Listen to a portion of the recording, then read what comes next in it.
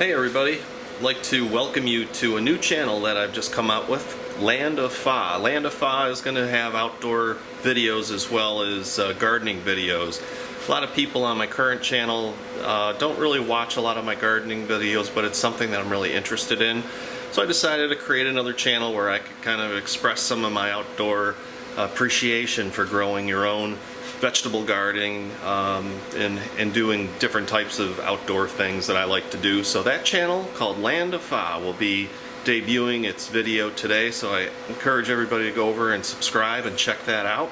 I'll still be doing all of my other wheel horse and do-it-yourself and engine rebuilds and all this other stuff that you see right here today on the Craig Arndt channel. I'll continue to do this, but during these hot summer months when we have a small window to do some gardening and that type of thing, I really do enjoy doing that. So if you also like that kind of thing, please click the subscribe button on Land of Fa, and the link will be, of course, right down below. Thank you to all my current subscribers as well as my future subscribers on both of my channels, and always appreciate all the support. So thanks a lot, and we'll see you in the next video. But here's the tomato plants. These are all San Marzano. I put some mulch around these little experiment to see, one, if I could keep the weeds down and how well that they would work keeping the ground nice and hot. Here's some more San Marzanos, some marigolds, and I have one tomato plant that's a little different, and I'll take you over there to show you that.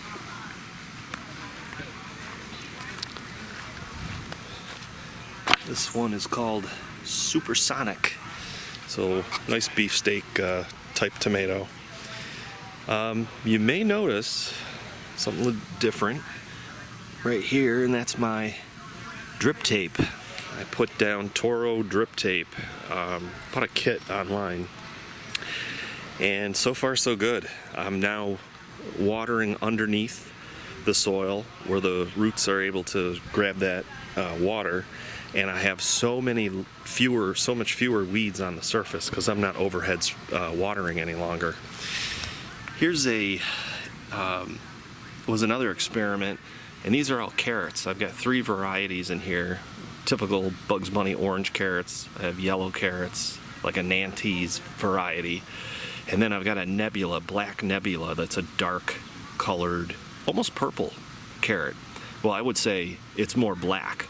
But it's a very dark purple. So what I did with these is I scattered the seed on a bed that's rototilled about 6 inches down, and then also kept this wet with the drip tape. These have emitters every 8 inches. So I laid that on top with some Pro Mix covering the seeds, and just kept that soil good and moist, because carrots can take up to 21 days sometimes to germinate. So I finally got a lot of carrots and very few weeds, which is great. So hopefully we'll have a real nice carrot harvest. Over here I've got this is a little different. I laid the drip tape on top of this potato mound. The potatoes are coming up in the middle there, but the rest of the row, they all rotted because we had so much water and rain in the beginning of June and end of May. So I put some peas there in place of that. Here we go into another row of marigolds. Try to keep the rabbits away. Right here I've got some zucchini growing, and that's really taken off because it's been so hot. And then over here I got to trellis these, some pickling cucumbers. The Big Moose pumpkins, which are these 3 guys right here. Those guys are coming in good. And then another experiment is these 2 Hokkaido pumpkins, which I do not have drip tape on. And you can see the difference between the pumpkins on the left and the pumpkins on the right.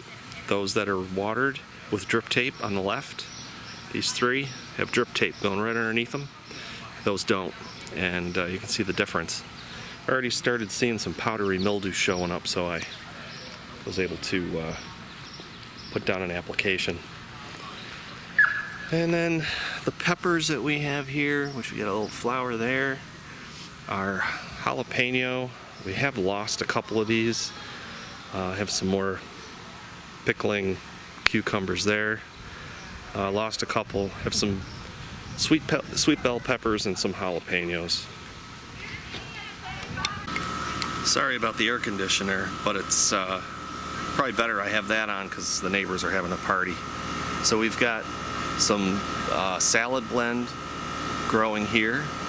The early cabbage. This bed does not have drip irrigation, so it needs some water, as you can tell. So we're going to get some water on this. Our beets are growing. And this garden was decimated by the rabbits. They ate everything pretty much down to nubs, which was one of the reasons I put the marigolds here. But since then, I haven't seen many rabbits, and everything's come back. We also need to do some weeding here as well. And then this tray I've got Walla Walla onions. I have some emerald broccoli, and then this flat over here is cauliflower, and I do have a couple broccoli mixed in, but this is that flame cauliflower. It's an orangey kind of, it's really kind of like an orange colored cauliflower, which I'm really interested in trying. That's a new variety for me. And I have a bunch of beets that I have to get in the ground, so I'll take you inside the garage and show you what I do with those. Here's one of the things I really like to do with beets, because within a beet seed, if you want to call it a seed, these are the Detroit dark red. Love these, they're so good. Within an actual husk of a beet seed, you can see that there. There's one. There could be 7, 8 seeds just within that little husk. So what I do is I get a wet paper towel and I put all my seeds in this wet paper towel, roll it up, not tight, just roll it up loosely so they won't fall out, put it in a Ziploc bag. And about 5 days later, what'll happen is that husk is gonna soften and the roots are gonna start coming out for the various seeds, however many seeds are in there. So it is so hot right now, it's about 85 degrees. I'm gonna wait till this evening, rototill a patch, maybe even do it in the morning, but plant these tomorrow. It'll take about 55 days or so to come up.